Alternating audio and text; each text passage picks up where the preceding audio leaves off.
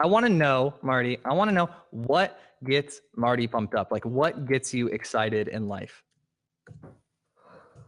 Well, I do get a ton of energy from startup founders. There's not all of them. Some of them are just purely, mercenaries. You meet them and they're just clearly in it for the money and fine, not very interested in those ones. But some of them, so most of them, in my experience, are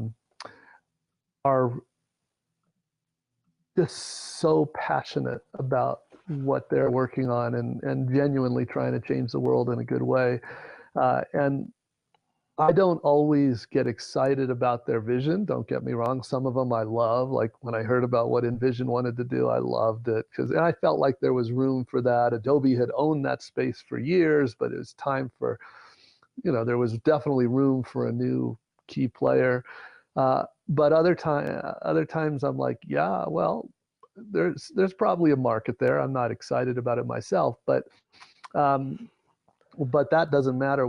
It's that passion of the co-founders that really is it's amazing kind of energy, and I love that. And if I can help them in any way, try to maybe increase the odds that they succeed, I love that. Oh, absolutely. And I loved Adobe's, I like their pivot when they went monthly. I thought that was a real smart move for them.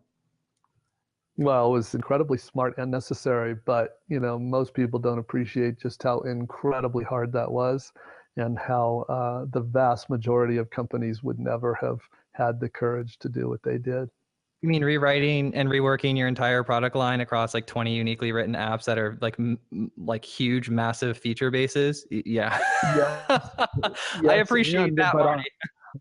on top of that, that's literally taking 50% of the revenue of Adobe, $2 billion, and putting it all at risk. That kind of Wow. bet is is really rare.